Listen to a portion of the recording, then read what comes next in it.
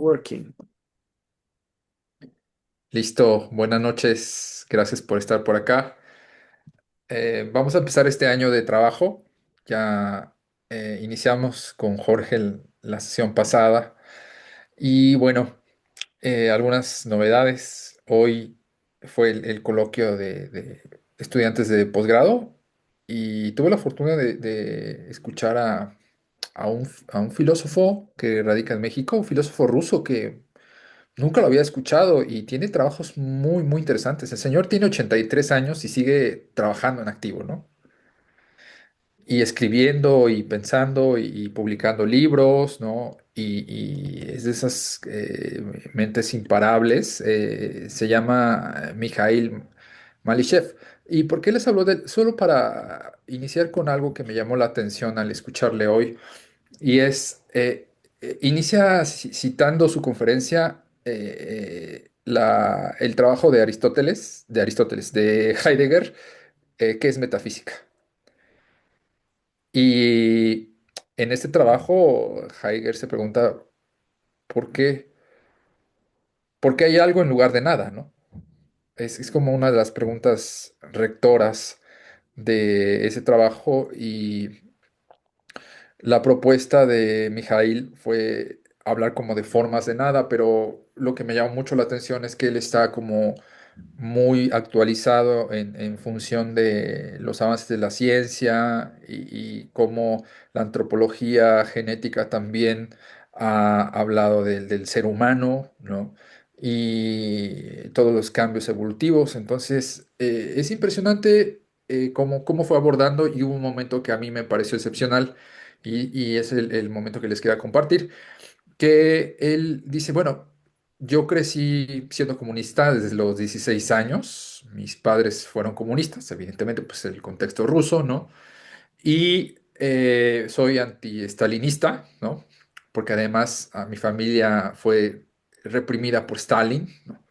Y dice, pero si yo tengo que destacar algo del marxismo es su posición axiológica, es decir, los principios que van en pro de la vida y la mejora social y así. Y dice, aunque a veces en el mismo marxismo haya frases como hay que destruir, ¿no? A la oposición, etcétera, dice, pero no, como valor axiológico de vivir mejor, creo que hay que leer, ¿no? A Marx, ¿no?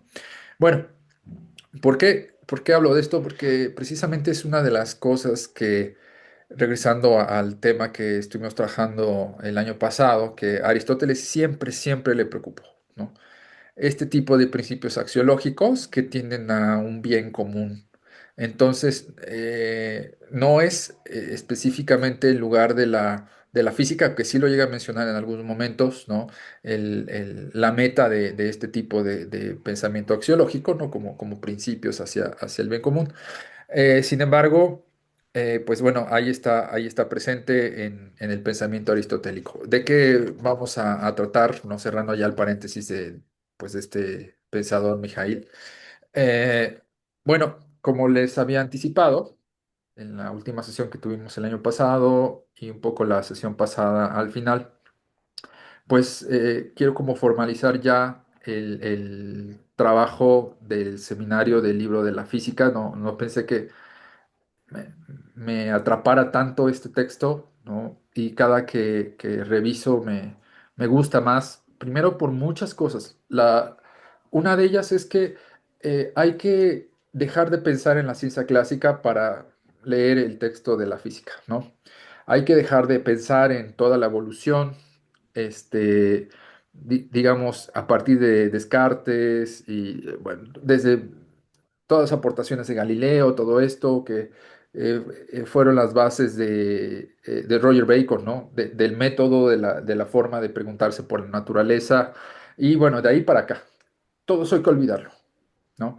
Incluso hay que olvidar periodos previos a Descartes, que es eh, la interpretación escolástica de la física con Santo Tomás, también hay que olvidarla, ¿no? O sea, hay que hacer como un borrón de todo esto para poder intentar leer a Aristóteles, que evidentemente tenemos nuestros lentes, ¿no? De nuestra época.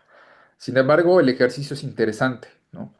El hecho de no hacer como la comparación con la física clásica, porque, por ejemplo, hay un libro de un filósofo de la ciencia que se llama Alan Chalmers, que es como épico, ¿no? Se llama ¿Qué es esa cosa llamada ciencia? ¿No? Editado por Siglo XXI.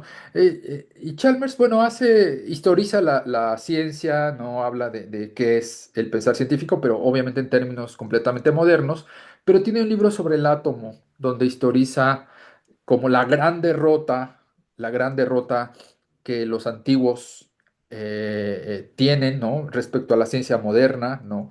Al pensar el átomo, ¿no? Entonces, pues no es ese trabajo anacrónico el que me interesa a mí, ¿no? Como el que hace Alan Chalmers, ¿no? Comparando las perspectivas del átomo de los griegos respecto a las perspectivas del átomo de los físicos modernos. Entonces, es como una advertencia de lo que no quiero hacer.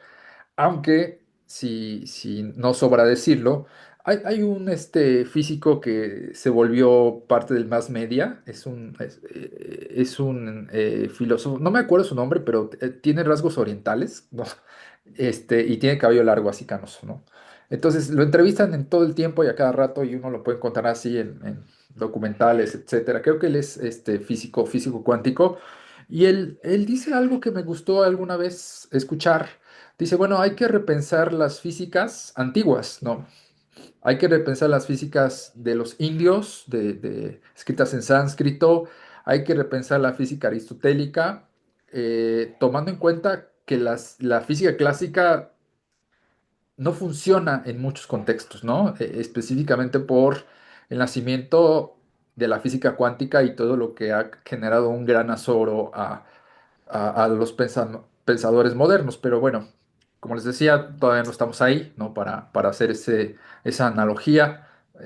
Más bien empezar ya como aterrizar esta lectura de la física. Entonces, bueno, dado este preámbulo, voy a empezar a discutir lo que Aristóteles dice en el libro uno, ¿no? Porque si él tiene algo que lo caracteriza es hacer una revisión exhaustiva de las ideas que él está trabajando y cómo estas son discutidas, adoptadas o propuestas por sus predecesores, los mal llamados presocráticos, ¿no? Que en algún momento discutimos por qué en realidad no conviene llamarles así, porque esto los subroga a todo el pensamiento platónico y creo que no conviene decir que sus propuestas solo son así como una especie de filosofía primitiva, ¿no?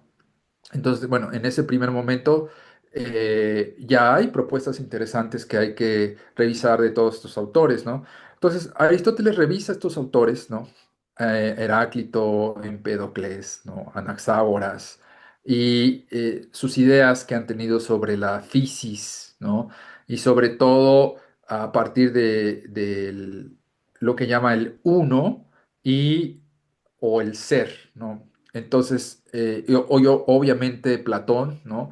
Y todas las serie de rupturas históricas durante el trabajo que Aristóteles tiene respecto a Platón, ¿no? Porque no es una ruptura, es una cadena de rupturas en cada uno de los textos de cómo él se va alejando de Platón. Yo recuerdo que Jorge decía, creo que en su última sesión del año pasado, ¿no?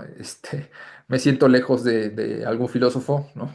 Entonces yo le replicaba, "Bueno, pues, pero a mí no me parece esto, ¿no? A mí me parece de hecho que estás más cerca de Platón que nunca, ¿no?" Entonces, y yo no sé cuánto tiempo Aristóteles nos va a sostener la discusión, ¿no? Porque sí es un filósofo con el cual hay que discutir, en especial porque eh, él pone al ser humano en una perspectiva distinta que descentra al ser humano, ¿no? Sobre todo aquí en la fisis, ¿no? Lo pone trabaja como una especie de agencia, que es lo que voy a desarrollar estas clases, como ¿qué implica para Aristóteles el que un ser humano sea agente? Es decir, que tenga cierta actividad respecto a los fenómenos de la física o también traducida como naturaleza. Y bueno, por ahí es algo que no lo dice abiertamente, pero cada vez que va pensando la relación entre la física y el devenir de las cosas, pues el ser humano está ahí presente, ¿no? Y también otra, haciendo como esta síntesis de lo que trabajamos el año pasado, una de las preguntas que me pareció relevante en algunas sesiones es si el acontecimiento es únicamente humano, ¿no? Si el acontecimiento solo se da a partir de esta posibilidad de memoria e historicidad humana. Jorge lo preguntó en alguna sesión, yo le respondía que para Aristóteles parece que sí hay un acontecimiento humano, pero no sería la única forma de acontecer, ¿no? Porque la física tendría también una forma de acontecer y creo que es una de las cosas que él quiere mostrar en su física, ¿no? Ciertas formas de acontecer que desde las cuales el ser humano da cuenta, pero no está inmerso en eso, ¿no? Que podrían acontecer sin el ser humano y no sé cuáles serían las consecuencias. Bueno, en fin. Eh, ¿Cómo empieza la física? Empieza discutiendo una manera que le parece a Aristóteles, lo voy a poner entre comillas, natural, ¿no? De cómo el pensamiento, la forma del conocer se tiene que dar, ¿no? Porque sí es como una especie de principio que dice, los seres humanos estamos acostumbrados a conocer las cosas de acuerdo a lo que es más cognoscible, lo que es más fácil de comprender, lo que es más fácil de pensar. Pero lo que es más fácil de pensar o lo más cognoscible no necesariamente es lo más verdadero en sí y para sí, ¿no? Es decir, esto que Aristóteles está contrastando dice, bueno, tenemos que entonces dejar de un lado lo que nos parece lo más fácil de pensar para pensar lo que es por naturaleza, por physis o en sí, ¿no? Aquello que va a apuntar hacia la verdad. Y entonces dice, estamos acostumbrados a pensar las cosas de acuerdo a ciertas mezclas. eh, por ejemplo, la mezcla del todo y sus partes. Y así como un gran zarpazo que va a escindir todo el texto, todo su trabajo de la física, desde las primeras líneas, eh, Aristóteles dice, no lo dice abiertamente, esto estoy parafraseando, pero da la idea de que se necesita delimitar para poder pensar de acuerdo a la física. Es decir, ¿no? Si hay un todo, se tiene que pensar ese todo a partir de sus partes, ¿sí? Y entonces, una de las primeras cosas es que pone como ejemplo y luego refina, ¿no? Y luego ajusta, dice, cuando vemos algo, cuando vemos un fenómeno, el cuerpo, los sentidos, ¿no? Aistesis, que es la palabra griega para eso, ¿no? Lo sensible, es lo primero que nos permite comprender, ¿no? O nos permite entender un todo, lo que sea, lo que se les ocurra como un todo, el cuerpo mismo es lo que nos pone frente al fenómeno así. Y es más fácil entender las cosas así, ¿no? Yo voy caminando, pongo el ejemplo, estoy subiendo una colina y no me doy cuenta hasta que está enfrente de mí que hay un árbol enorme al final de la colina, ¿no? Entonces, ahí esto sería como una forma cognoscible, una forma sencilla, dada por el fenómeno, dada por cómo mi propia sensibilidad, mi propio cuerpo me pone ante eso, pero esa no es el método que a Aristóteles le interesa describir. Por ejemplo, a Heidegger sí, ¿no? Heidegger en Ser y Tiempo es lo que hace, ¿no? Específicamente a la fenomenología es a quien le interesa este tipo de pensamiento. Bueno, entonces, ¿cuál sería la forma de pensar para Aristóteles si está desde ya, desde las primeras líneas de la física, intentándose desmarcar de esta cuestión de cómo la sensibilidad nos hace entender lo más cognoscible, lo más sencillo o lo más fácil de conocer, pues separando, delimitando. Pon un ejemplo, los nombres de las cosas, ¿sí? Los nombres de las cosas son como una especie de todo, como una especie de generalidad. Entonces, estos nombres de las cosas, para entenderse, necesitan una definición.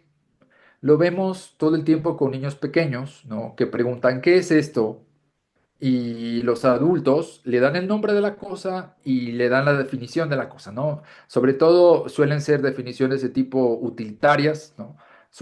Por las cosas que están alrededor, ¿no? Y que son de la vida cotidiana. Entonces, esta sería una de las primeras formas de avanzar hacia lo que es más cognoscible en sí o por fisis, ¿no? Y donde ya se empieza a complejizar. Entonces, uno se pregunta, ¿por qué Aristóteles necesita decir que los seres humanos tenemos que pensar así, delimitando eh, cuál es, cuál es el alcance de esto, ¿no? Y de verdad, si realmente tiene que ser así. Yo no puedo responder esto hasta terminar de leer la Fisis, ¿no? Pero sí puedo preguntar por qué le interesa tanto decir que esta es la forma de acceder a a un cierto conocimiento verdadero, ¿sí? Delimitando todo el tiempo, segmentando todo el tiempo, eh, hablando de las partes del todo, ¿no? Y entonces, bueno, de ahí salta un problema que es los arjé o los principios que hay para entender la fisis y empieza a historizar eh, eh, sobre aquellos que dicen que hay un solo arjé, un principio como Parménides, que por ahí Ale también lo mencionaba en sus sesiones, ¿no? En el trabajo del sofista. Aquí Aristóteles quiere romper con eso, con la idea de que uno es todo, ¿no? Y entonces da una serie de argumentos. Y para argumentar, lo que hace es hablar de la necesidad de partir, la necesidad de delimitar. Todos sus argumentos son así. Cosas que se pueden delimitar y mostrar las contradicciones lógicas del pensar esas cosas una vez que están delimitadas. Ahorita lo voy a explicar, ¿no? Pero bueno, esta es la primera pregunta, si hay un solo principio, un arjé, o hay varios principios. Aristóteles es lo que se pregunta. Ahora, si este un solo principio tiene movimiento o es inmóvil. Y lo mismo, si aquellos varios principios tienen movimiento o son inmóviles, ¿no? Entonces, en lo que va a insistir Aristóteles es en en un cierto grado de obviedad que hay respecto a los fenómenos que la misma física nos impone, ¿no? De acuerdo a nuestra condición sensible, el cuerpo y cómo nos enfrentamos a estos fenómenos. ¿Cuál es esa obviedad? Bueno, que la física no necesita ser demostrada, lo dice aquí en el libro uno y lo dice en el libro 2 y lo va a estar diciendo en todo su trabajo, ¿no? Y que por la experiencia, ¿no? La física muestra su actuar, ¿no? Por ejemplo, el movimiento y el cambio. Y él dice, esto es como no lo dice axioma, pero sería como un principio como tal que va a sostener todo su trabajo, ¿no? La naturaleza no necesita demostrarse. La naturaleza no necesita la física, ¿no?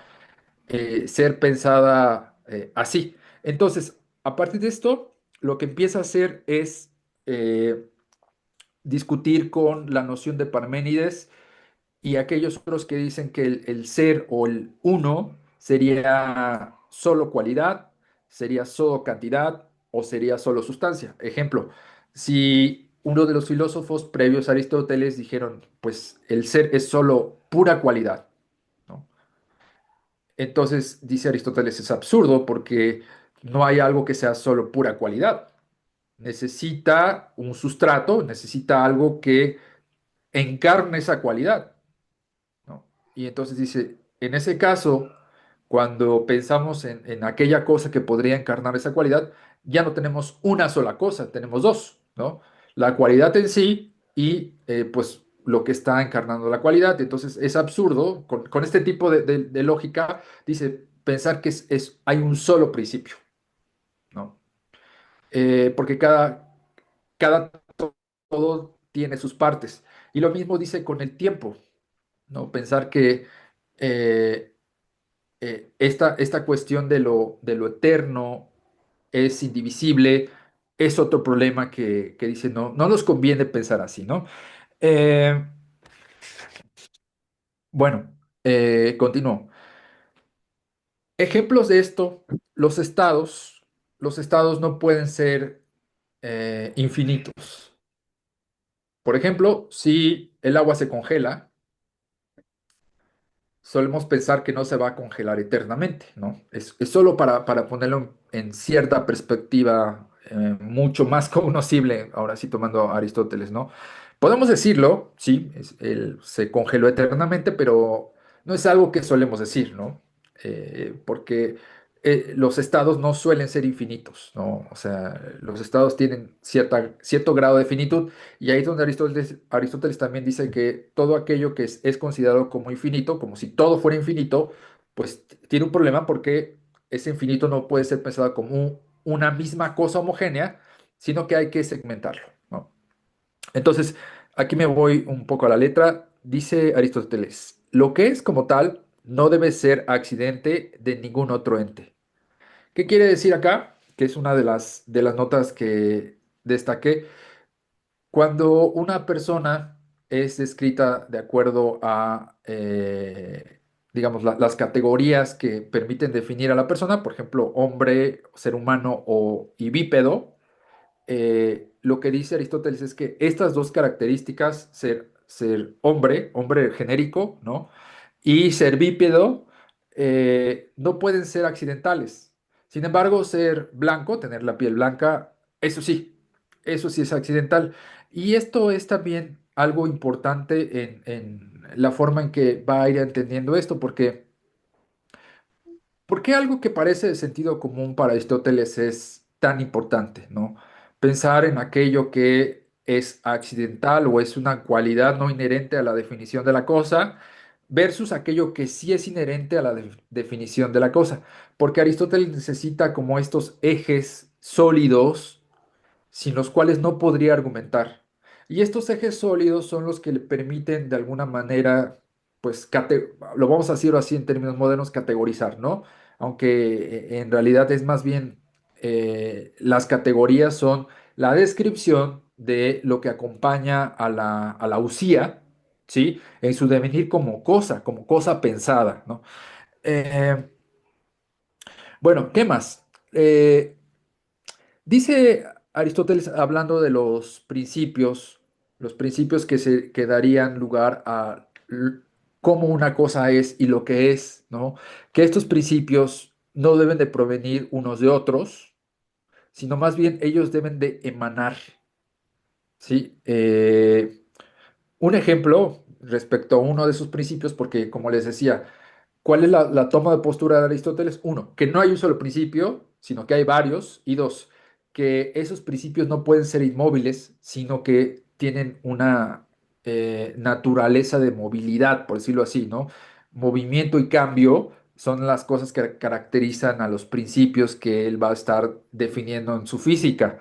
Y uno de ellos lo pone como un ejemplo que tiene estas características: armonía, orden y composición. Armonía, la palabra griega es armonía, orden es taxis y composición es síntesis, ¿no?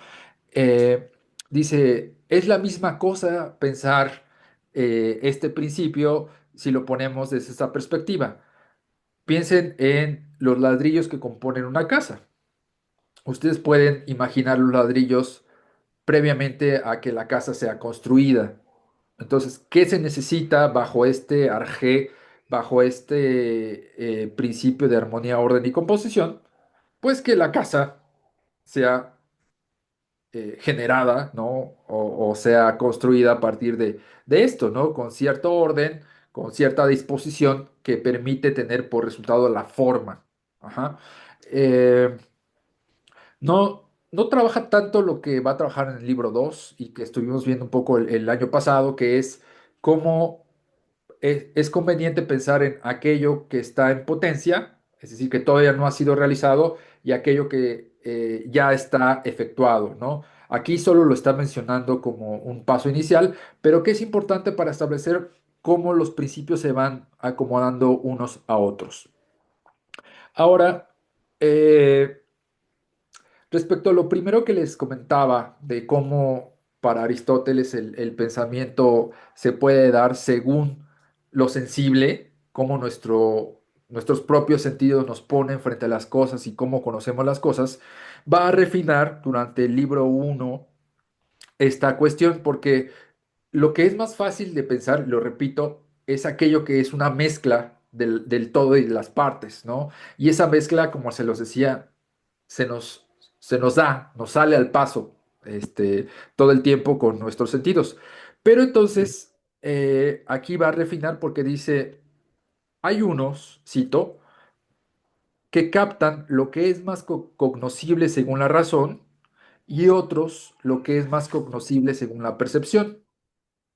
Pues lo general es cognoscible según la razón, pero lo particular según la percepción, porque la razón se refiere a lo general, mientras que la percepción a la parte. Por ejemplo, lo grande y lo pequeño es cognoscible según la razón y lo raro y lo denso según la percepción.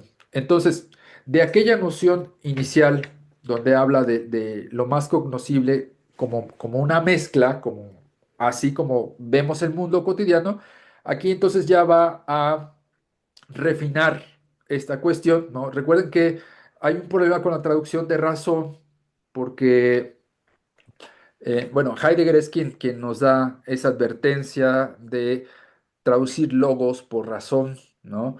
Y en esta edición que estuve trabajando, que es la de Ute Schmidt de la UNAM, pues él traduce logos por razón, ¿no? Pero creo que es más bien la cuestión de la comparecencia de la cosa, ¿no?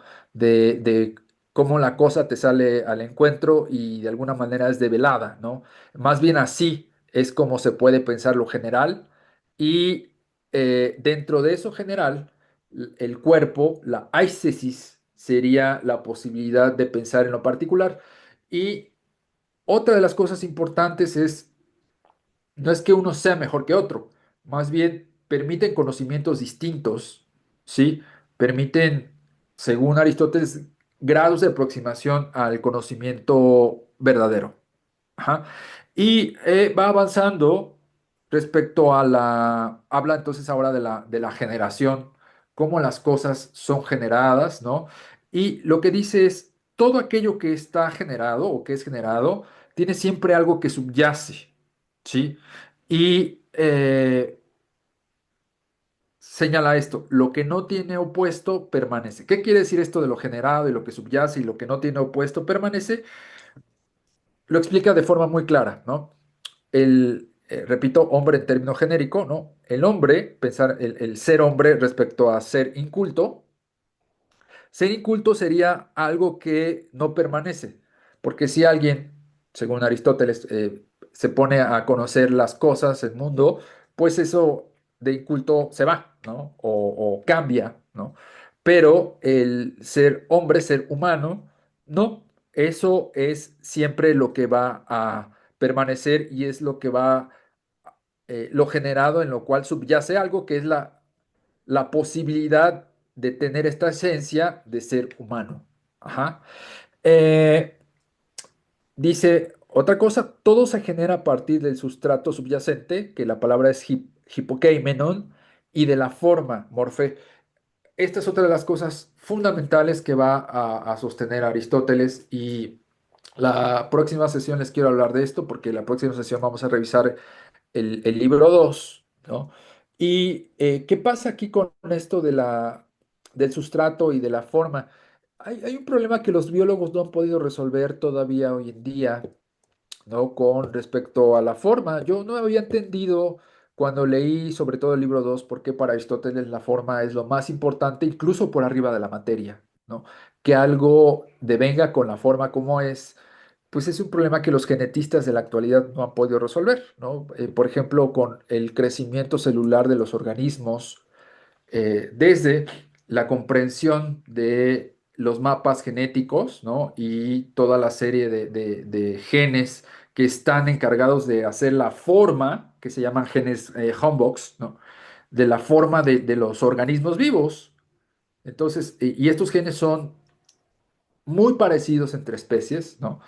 Sin embargo, no saben por qué estos genes generan ciertas formas, ¿no? Incluso cuando durante el crecimiento celular se modifica, se pellizca la célula, aún así suele haber crecimiento del organismo, por ejemplo, más pequeño respecto a su crecimiento esperado, ¿no? Entonces, Aristóteles lo veía, ¿no? Desde entonces. Ahora, los genetistas se están preguntando, ¿no? ¿Por qué? Porque este, un grupo de genes generan estas formas. No hay respuesta todavía, ¿no? La física clásica la física, la biología clásica no tiene respuesta ante esto, pero lo abordaremos con más detalle la próxima sesión o las próximas sesiones. ¿Qué más dice Aristóteles en el libro uno? Antes de la forma, la cosa subyacente se comporta de alguna manera. ¿Y qué implica este comportarse de la cosa subyacente? Ejemplo, ¿no? El bronce el bronce como materia, se comportaría de alguna manera en relación a la estatua, que sería la forma final de cómo podría devenir el bronce, una estatua, o la madera se comportaría de alguna forma en relación a la cama, ¿sí? Pero aquí es donde quiero decirles que hay que leer entre líneas Aristóteles porque el hecho de que el bronce se comporte respecto de una manera al devenir estatua implica la adjetividad, ¿no? Implica que exista alguien que de ese bronce haga una estatua o de la madera exista alguien que de la madera haga una cama, ¿sí?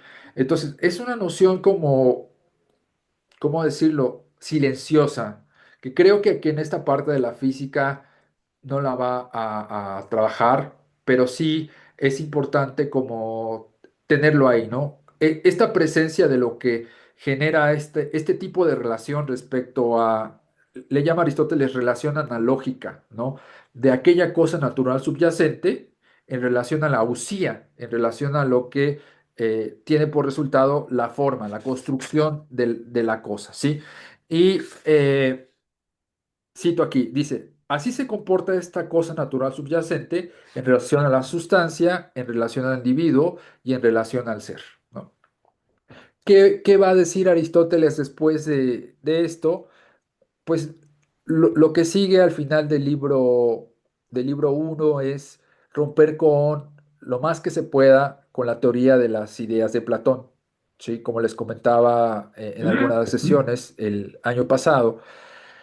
Pues Platón efectivamente no necesita de la realidad efectiva para explicar cómo funcionaría lo que es cognoscible en sí, sino su teoría del eidos, ¿no? Y de la verdad, o aletheia, es más bien todo aquello que se va desocultando, ¿no? Y se va dando así. Para Aristóteles esto no es posible, ¿no? Y es que no es que Aristóteles sea un materialista recalcitrante, eh, sino más bien necesita pensar cuál es la relación inicial o el principio de la materia, la usía, la forma, para entonces explicar cómo podemos entender cómo funciona la física. Esto es realmente el objetivo de la física, ¿no? La física ahí está. Para Aristóteles es muy claro, por eso, insisto, él dice, no se tiene que demostrar, no se tiene que definir, los cambios del mundo ahí están, ¿no? Cómo se marchita una flor, ahí está. Dice, pero necesitamos entender cómo se da esto, ¿no? Y para ello necesitamos entender cómo pensamos que se da esto y cómo pensamos que este proceso tiene que delimitarse. Es decir, cómo, más bien, cómo nuestro pensamiento necesita mirar las cosas delimitadamente, es decir, por partecitas, si lo quiero decir así. Y este me parece un problema muy interesante, ¿no? De por qué Aristóteles empuja con tanta fuerza a pensar que esta es la forma del conocer verdadero, a diferencia de Platón, ¿no? Para Aristóteles, Platón piensa de acuerdo a lo más cognoscible, a lo que es más fácilmente cognoscible, ¿no? Cómo el fenómeno se nos da y ya lo pienso así. Y él dice, no, necesitamos definir, necesitamos delimitar para pensar los fenómenos de acuerdo a su posibilidad. Y me fui demasiado rápido, ¿no? Pero creo que tenemos un buen tiempo para discutir. Y ya.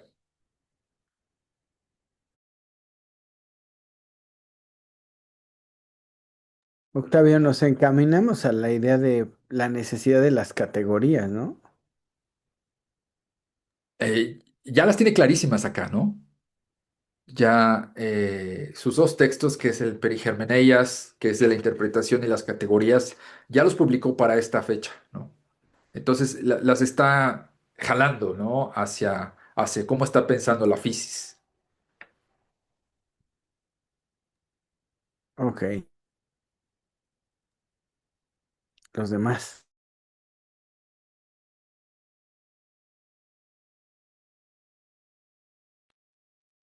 ¿Algún comentario? ¿Algo que quieran decir?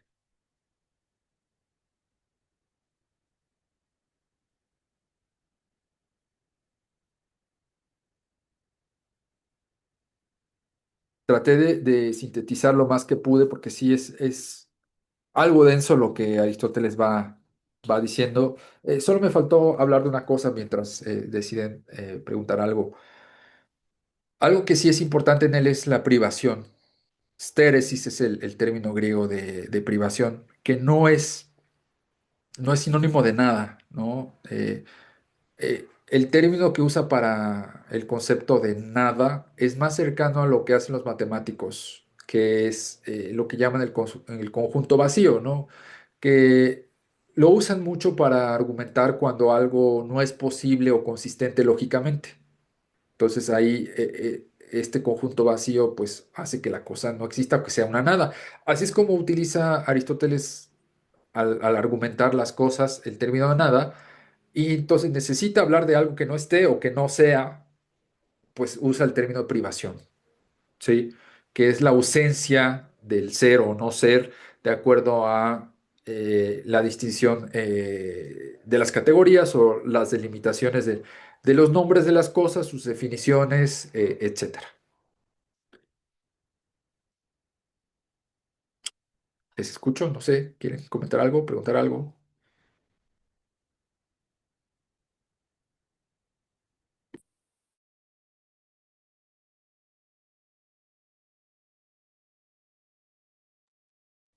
Hablen.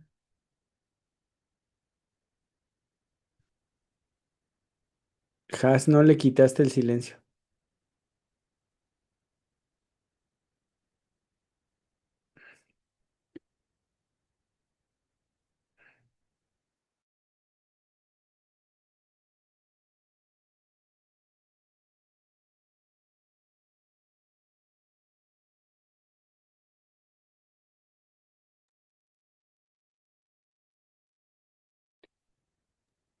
Ya. Ok, ya pude.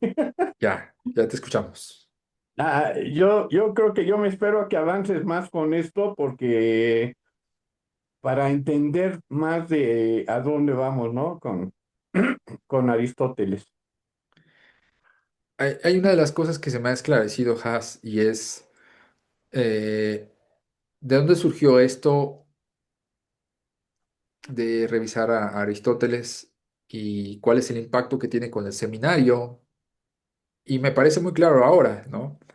Cuando se reconstruye el indoeuropeo, se reconstruye lingüísticamente, lo que se hace es tomar una serie de formas lingüísticas y agruparlas de acuerdo a su semejanza. El problema con eso es que, primero, esas formas no están atestiguadas, ¿no? Son reconstrucciones ideales. Y segundo, eh, tomando en cuenta lo que Aristóteles está proponiendo, no tendrían definición por sí mismas estas formas, porque no sabemos cómo las usaban, si es que existieron los indoeuropeos, ¿no? No sabemos cómo las definían, no sabemos cómo las cantaban, ¿no? No tenemos esa información. Por ello la revisión de Aristóteles, si hay algo que podemos tomar de su pensamiento es esto, ¿no? Mirar críticamente lo que le antecedió, y lo que le antecedió es el gran mito que ya lo hemos dicho muchas veces de lo indoeuropeo. Para allá vamos un poquito, Has. Sí, pero estamos viendo a Aristóteles y pues yo quiero saber más para poder preguntar algo, ¿no? Sí, Y por lo que dijiste, vamos a seguir viendo a Aristóteles. así es, correcto. Hecho, Gracias, entonces Has. no te voy a hacer comentarios hasta que no tenga más conocimiento y más información. ¿De acuerdo? Me da mucho gusto verte aquí y ojalá puedas seguir para que como puedas como trazar algo y poder en algún momento ya comentar. Espero que pueda más adelante. Y siempre me vas a ver aquí, ya sabes. Gracias, Has. Hoy ya estás lejos, no estás aquí. No, estoy en mi casa. Ahora sí me vine a mi casa temprano, Qué bueno. pero hice una hora de mi oficina acá, media hora más que de lo que hago normalmente. Oh, sí, tráfico. Ujú. Pero mira, ya cené, tomé el seminario, estoy fumando un cigarro tranquilo, aquí en mi casita, sin prisas Y sin Perfecto. preguntas, Has. y sin preguntas, sí. Hasta después, nada más que avancemos más, ¿no? Ahí está el Axel. Ah, ¿llegó Axel? Llegué bien tarde, alcancé a escuchar como los últimos 5, 10 minutitos. Ah,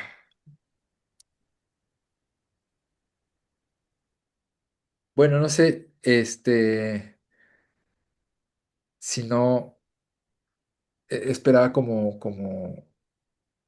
dejar que estos últimos minutos para discutir, pero no se preocupen, ¿no? Digo, ya habrá, como Has dice, como un momento de estar como tomando estas nociones aristotélicas y repensarlas para poder como decir algo. Sí, hay como un cierto grado de aridez en su pensamiento, ¿no? Porque intenta ser muy explícito y cuando pone ejemplos lo es y es muy fácil seguirlo, pero cuando está argumentando y está debatiendo con los filósofos de su tiempo, pues hay que leerlo muy despacio, ¿no? Y la verdad me emocioné tanto que acabé rapidísimo, pero lo que quiero es también terminar lo más pronto posible la física, ¿no? Eh, y les digo desde ya que la siguiente sesión, pues voy a intentar revisar el libro 2 completo, ¿no? El año pasado fueron muchas clases del libro 2 y porque lo estábamos articulando con Heidegger, ¿no? Y hubo un momento en que ya decidí separarme de la visión de Heidegger, siempre tomando sus advertencias y algunas lecturas, pero ahora vamos así, ¿no? Entonces, y así espero como ir como avanzando lo más que se pueda, ¿no? El libro de la física para ir saltando a lo que el mismo trabajo pues me va mostrando, ¿no? Entonces, bueno, no sé si no hay más preguntas y comentarios, Jorge, pues yo creo que le dejamos por acá. Ya yo solo agregaría que me inquieta, ¿no? Porque yo he venido diciendo, aunque no niego la existencia de la categoría, sí me inquieta porque lo cognoscible a partir de la categoría tendría siempre el sesgo de la categoría. Por eso quiero esperarme a ver cómo va a ser la lectura, porque creo que se va a poner ríspido, ¿no? Sí, y en este sentido, yo estoy como siendo un poco la voz de Aristóteles porque sí estoy preguntando por qué habla de la necesidad de pensar así, ¿no? O sea, no me ha convencido, pero, pero hay que hablarlo, hay que discutirlo, ¿no? Y pues había una intervención también. El cuervo del juicio, pero, Sí, acá está. Sí, yo. Nada más, hola, hola. y como, bueno, dos comentarios chiquitos. El primero que no dije en su momento, perdón, pero creo que quien te referías del señor que dijiste, de como rasgos asiáticos de cabello canoso, creo que es Michio Kaku. Sí, El Micho Kaku, gracias, gracias. sí, él tiene varios libros como haciendo más bien como analogías para física, bien interesantes y bien lindas. Y la segunda que no quiero decirlo todavía porque no estoy segura, pero creo que sería como interesante checar, sería el impacto desde el fin de la física newtoniana, como de la física clásica, y ya el boom que dieron principalmente desde Einstein para acá con la teoría de la relatividad, porque justo ahí es donde empieza más el punto, yo creo, de la física cuántica más fuerte y aceptable, y creo que el cambio brutal en la física y en la matemática ahí es el tipo de pensamiento de campo de uno lineal, que creo que hasta este punto, por lo que entiendo, Aristóteles lo empieza a determinar, Newton lo cambia, pero lo reafirma, y luego yo diría, porque seguramente hay más personajes aquí, que fue Einstein el que lo cambia, el que lo rompe y te lo pone pues en un campo de relatividad, pero pues sí, como de un pensamiento más circular en lugar de lineal. Mm. Gracias, gracias. Sí, sí, te decía, bueno, les decía que no, todavía no estoy en la condición de llegar a eso, pero lo tengo en la mira, ¿no? Lo tengo ahí porque sí he leído algunas cosas estos años. Yo no soy físico, ¿no? Pero sí por aquí hay un físico que nos comenta en el grupo de Telegram, que es Joshua, ¿no? Y que creo que ojalá en algún momento él nos pueda hablar un poco de esto que nos dices sobre la historicidad de estas rupturas, ¿no? De Newton, de Einstein, de pues, los físicos cuánticos como Heisenberg, ¿no? Bohr, etcétera. Y también, ¿no? Lo que le espantó a Einstein, la física cuántica, ¿no? Esto que denominó la imposibilidad de que exista una acción fantasmal a distancia, ¿no? O sea, él decía es imposible, ¿no? Pero pues no. O sea, ya los experimentos demostraron que ese famoso paper de Einstein y compañía, sí se pudo demostrar en laboratorio, ¿no? No solo quedó como teoría, ¿no? Sí, Ah, sí, justo, bueno, yo creo que si Joshua lo ve esto, creo que estaría fenomenal que él lo explicara más. Hay un teorema, pero no me acuerdo muy bien. Son tres científicos físicos diferentes que tratan de explicar, es algo así como el gato de Schrödinger, pero diferente. ajá, Es la forma de observar, creo que era un árbol, el planteamiento, y dependiendo de cómo resolvieras ese problema, se establece como una corriente de pensamiento para problemas físicos. Pero me resonó desde hace, creo que fue que el año pasado, que lo mencionaste porque alguien mencionó que Rommel, o no me acuerdo quién, perdón, dijo que la importancia de cómo observas algo. Es como lo del gato, que si lo ves ajá. puede estar muerto, ¿no? O si no lo ves, pues quién sabe, ¿no? Entonces, yo creo que eso es muy similar al tipo de pensamiento de que ya no hay una sola solución, ¿no? Sino es el cómo llegas a eso, pero también depende del lugar, de lo que nazca de ahí. Entonces, creo que es como muy importante hablarlo desde este sentido en el seminario, por ejemplo, para conceptos como territorio que establece Jorge, porque ahí pues uno se da cuenta de que ese territorio puede ser la caja, ¿no? Entonces uno está tratando de llegar al gato, pero el cómo se observe, cómo se rompa la caja y la caja en sí engloba todo desde un pensamiento no solamente científico, sino ya más filosófico. Lo que creo todavía más interesante es la aportación de Alejandra de tratar de como ser el gato en este punto y, y ver romper la caja tú mismo, y es más bien como el habitarla, no el tratar de pensar en ello. O bueno, hasta ahorita entiendo eso nada más, ¿no? Pero bueno, creo que sería como interesante checar ese planteamiento si Joshua sabe ese problema, porque yo me acuerdo bien de quién es. Estaría padre que lo dijera luego en el grupo. Y ya, bye.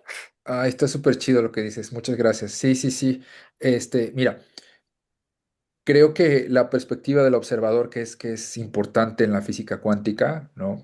Porque se observa de acuerdo a mediciones, ¿no? Este, Porque es a nivel atómico lo que se hace, pero de todos modos se observa con medio de dispositivos para observar, ¿no? Que son los dispositivos que miden. Eh, pues creo que en Aristóteles sí está presente, ¿no? Y como les decía, está como que hay que irlo leyendo y cómo se da esta importancia, ¿no? El hecho de pensar que hay una cierta disposición de la materia para devenir una cosa, para volverse forma de algo, por ejemplo, la madera volverse una cama, pues ahí no lo está diciendo abiertamente, pero está la perspectiva del observador, ¿no? Más que pensar en el técnico, previo a eso está el observador. Y creo que la física, todo el tiempo, desde que los seres humanos se tomaron en serio el pensamiento, nos ha empujado a eso, ¿no? Vamos a ver qué pasa.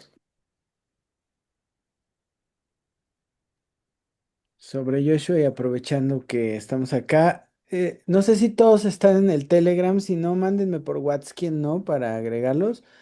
Joshua acaba de mandar un artículo sobre unas pinturas, un grupo de pinturas que se encontraron en una región recién apenas poco escarbada de Nueva Guinea y de otra regioncita en la zona.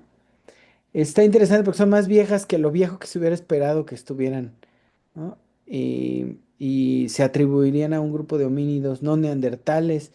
Entonces, vale la pena. Lo estaba leyendo ayer, pues se me acabó la batería del iPad y ya no lo pude terminar. Pero si están todos en el Telegram, Joshua lo compartió allí. Regularmente Joshua comparte en Telegram textos porque es más fácil. Igual Octavio también todo lo deja por Telegram. Para que le puedan echar un ojo y discutir. Ahí en el Telegram hay discusión todo el tiempo, ¿no? A veces nos apartamos un poquito más, a veces menos. Pero ahí está, seguramente, como Joshua va a ver esto, yo pienso que él podría venir, pero no viene, ¿no? O sea que podría estar acá en vivo para rifar el tiro, pero em, vale la pena porque Joshua periódicamente comenta, manda artículos, manda textos, hace preguntas muy interesantes. Entonces, si no están en el Telegram, mándenme un WhatsApp, los meto al Telegram para que hagan, y bájense Telegram, evidentemente, para que hagan parte de la discusión. Yo estoy seguro que esto que se acaba de platicar ahorita, mañana o pasado mañana va a tener respuesta de Joshua en Telegram, entonces para que estén al pendiente.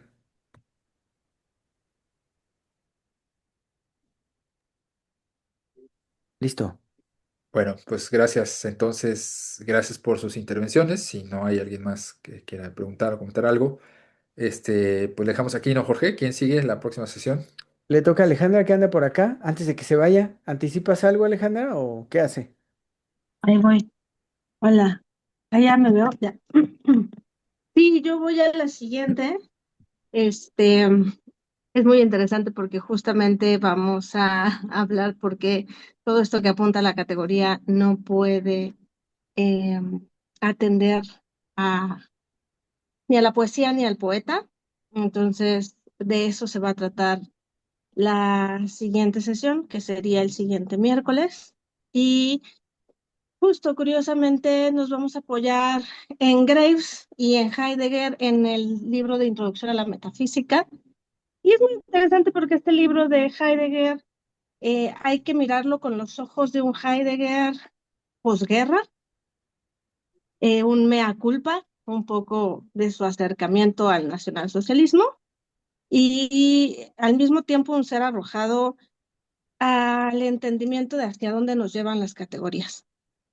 Entonces, va a contrastar mucho con lo que pudimos ver hoy, pero me parece que es parte de lo que pues, nos toca ir viendo y haciendo y ver cómo hacia dónde nos llevan. Y incluso les voy a dar algunas referencias de una sesión específica que diste en el seminario de Platón. Pero bueno, vamos ¿Yo? a, a atender eso. Sí, Mm. pero eso, y yo creo que la siguiente sesión, espero poderla empezar a las 8:30 más tardar, pero ya para estar ahí. Muy bien. Ujú.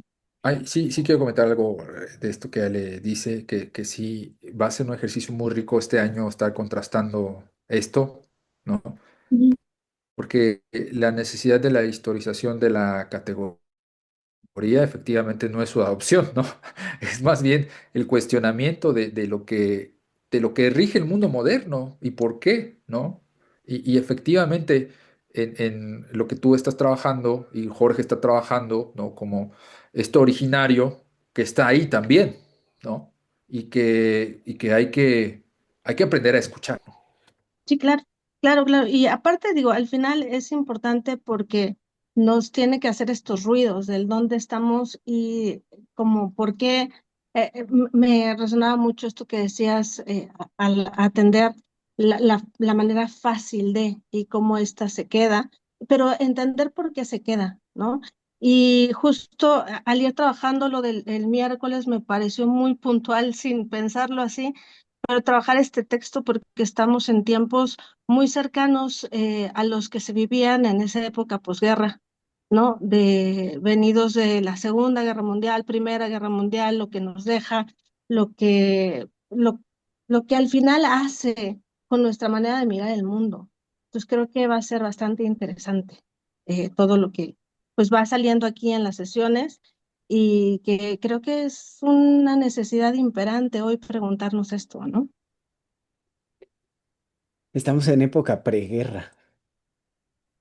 Posguerra, no dejamos de estar en posguerra, Pues sí, no hemos dejado de estar en posguerra, pero ya vamos a la no, nuestra propia. pues es que no hemos salido de ahí, México no ha salido de ahí desde hace mucho tiempo, pero bueno, y también incluso vamos a hablar también de por qué este descubrimiento de esta tumba, ¿qué es Zapoteca? Zapoteca, Ahorita no sí. tengo Zapoteca, porque nos trae luz bastante interesante. Creo que, digo, no sé si lleguemos hasta allá, porque creo que es importante mirar, porque si no va a ser muy confuso de pronto hablar de ciertos conceptos y tenemos que entender desde dónde los hablamos cuando atendemos las figuras del poeta y la poesía y que por qué necesitamos acercarnos ahí para poder acercarnos a los sistemas calendáricos, porque el pensamiento categórico no nos va a permitir entender el sistema calendárico y lo va a volver fanático, creyente, religioso, que nos hace, que no nos permite mirar más allá de lo que verdaderamente nos dan los calendarios y dejan de ser estos sistemas para volverse un modo del habla. Pero bueno, para allá vamos, por eso vamos a ver eso el miércoles. Pero va a estar bueno, ya a mí me emociona mucho porque creo que cada sesión ha traído cosas muy interesantes y como tú lo dijiste la sesión pasada y creo que también lo dijo hoy Octavio, cada quien trabaja por su lado, pero convergemos en cosas bastante importantes y eso habla de cómo el pensamiento es jalado hacia allá, ¿no? Y de eso se trata, o sea, yo a partir de hace como más de 20 años, lo más bonito es tener amigos cercanos que estén en lo que les llama y que se metan profundamente porque uno puede acercarse a eso y conocer eso sin tener que leerlo todo y saberlo todo y entenderlo todo y poder contrastar eso y también mirar cómo llegamos a donde llegamos y dónde estamos, ¿no? Este filósofo del que habló eh, Octavio me resulta gracioso, ¿no? El que hable de la metafísica un ruso, la metafísica de un alemán como Heidegger, pues es interesante, ¿no? Ver qué resulta de eso y que ahora lo hablemos desde acá. Eso es bastante curioso y peculiar, pero si algo se ha peleado mucho la filosofía, la historia también, No sé qué otras disciplinas es pensar que mirar a la persona que piensa y por qué piensa lo que piensa era un sinsentido. Hoy no podemos separarlo. ¿Por qué se piensa desde donde se piensa, ¿no? Hoy no podemos pensar que el pensamiento de Kant no está atravesado por su nunca salir de su ciudad. Hoy no podemos pensar que el pensamiento de Heidegger no está atravesado por el nacionalsocialismo y la Alemania y lo que derivó de ahí. Bueno, o sea, y etcétera, etcétera, etcétera, ¿no? Entonces creo que va a ser interesante lo que se vaya abriendo. Quiero decir dos cosas. Primero, desde una vez que me topé a Enrique Dussel hablando de Medio Oriente, Occidente y el descubrimiento de América, me vino una cosa a la cabeza muy bella. Y es que nosotros, como el buen Hegel decía, nosotros los latinoamericanos no podemos hacer filosofía. Nosotros, ante la filosofía, somos antropólogos. O sea, nosotros vamos Pero a hacer observación participante de los filósofos, ¿no? Porque no nosotros podemos no, hacerlo, es que justo nosotros no no perdimos podemos nada hacerlo. para tener que poner el llanto dramático de la filosofía. Nosotros somos... Es muy interesante porque el pensamiento humano se conecta, porque tenemos nuestros poetas. Ujú, Y ahí, por eso se puede entender más. Y por eso la academia complica, como a todos nos complica el inglés, ¿no? ujú, Es como, bueno, pues lo terminas hablando y usando, pues porque es lo que hay, es lo que se necesita, pero es un forzar, ¿no? Que nunca se siente familiar, porque en realidad siempre hacemos ese mm, llevarnos de lleno con las cosas, meternos, no podemos, no nos gustan las tangentes. Nos gusta atravesar, ser atravesados, y eso me parece que es algo muy enriquecedor de lo que podemos, lo que podemos plantear, porque al final este tipo de espacios es lo que busca mantener este plantearnos y conversar y dialogar con lo dicho, pero desde dónde fue dicho y desde lo que resuena ahora, ¿no? Entonces, pues platicaremos el miércoles con Graves y con Heidegger y con los periodos posguerra. Eso me falta haremos. mi Y un segunda cosa. poco trataremos de, sí, vamos a tener atender muy, muy contrastante con respecto a las categorías, pero muy necesario para podernos acercar a lo que esta parte del seminario le toca mostrar, que es el tema de los calendarios y lo que eso le muestra o le es dado a la humanidad. Mi segundo punto y último, aprovechando que estamos los tres, hay que echarle montón a Rommel, ya hace falta recuperarlo aquí, ¿no? Al Rommel sí hace Hay que falta escribirle. Hay que ir a verlo. jugar básquet y luego ya de ahí lo jalamos. Vamos a echarle montón por Sí, yo Telegram, hay sé que que va a jugar escribirle básquet. hasta que lo convenzamos de venir, ¿no?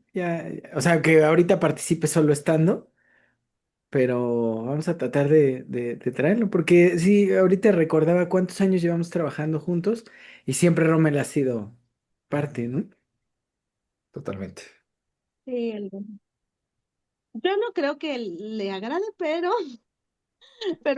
el Rommel, yo creo que le va a agradar más el básquetbol. Ya es hora de que le agrademos nosotros otra vez. Pero vamos a jugar básquet también aquí en Centro Médico, creo que nos queda cerca. ¿En Bueno, dónde? aquí en Centro Médico hay canchas, en el parque donde suelto a las ratitas cada que las agarro. Ah, ok, sí, va, Pero pues bueno, está bueno. Pues ya nos des- veremos el siguiente miércoles. a ver si podemos hacer que venga Rommel y se los presentamos a todos. Pero bueno. Gente, gracias por estar acá. Gracias, Octavio. Gracias, Alejandra, Gracias. por las intervenciones que ya están Gracias. listas para la semana siguiente. Gracias al Cuervo del Juicio que hoy participó como nunca en la vida. Y Has y todos los demás que no participaron, pues chin. En el Parque de los Multis, sí, justo. De los que se cayeron en 85. Ahí es el básquet. Pero bueno. Nos vemos la próxima semana con Alejandra. Ya saben, después descansamos una y prometo hacer un esfuerzo duro para hacer que venga Rommel a participar con nosotros un rato. ¿Vale? Dale, buenas noches a todos. Si no hay nada más que Buenas decir, noches. yo vivo lejos. No, tú, pero yo ya estoy en mi casa. Cuídense mucho, buenas Bye, noches. bye. Bye, Buenas buenas noches. noches. Besitos. Buenas noches.